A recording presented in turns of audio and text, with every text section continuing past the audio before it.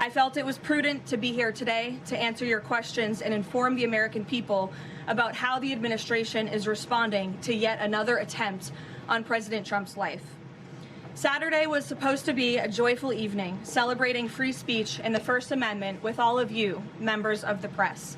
Instead, the night was hijacked by a crazed anti-Trump individual who traveled across the country to assassinate the president and as many administration officials as possible.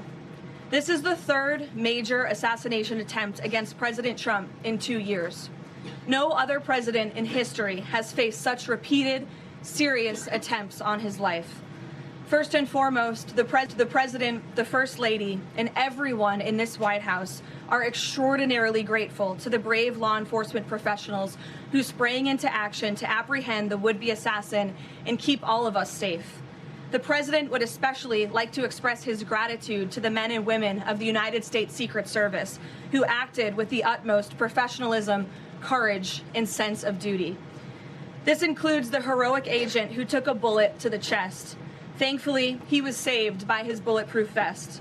Minutes after returning here to the White House to the Oval Office, despite fighting Secret Service to try to stay and keep the dinner going on Saturday, ahead of addressing you here in the briefing room, President Trump was intent on speaking to this brave agent to ensure he was okay, and the agent assured the president that he was. As you know, I was seated next to President Trump and the First Lady when the shots were fired before Secret Service swiftly moved us to safety backstage. The president's calm in the face of chaos, while yet another individual was trying to take his life, was really remarkable to witness, and it's something I will never forget. President Trump is fearless because he loves this country, and he is willing to put his own life on the line to deliver on the promises that he made to the American public who elected him here into the highest office in the land. And while we are blessed to have a fearless president, we should not live in a country where such constant fear of political violence permeates our society every single day. We can and we should have fierce disagreement in this country. As you all know, we disagree often, myself in this role and all of you in the news media.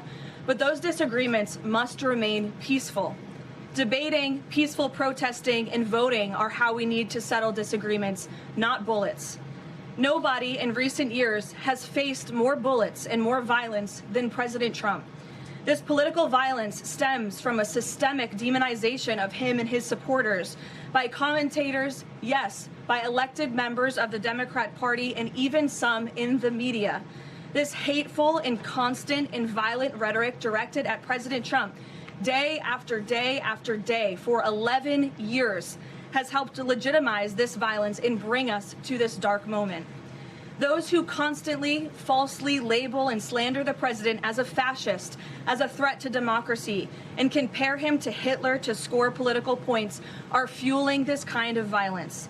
The left-wing cult of hatred against the president and all of those who support him and work for him has gotten multiple people hurt and killed, and it almost did so again this weekend.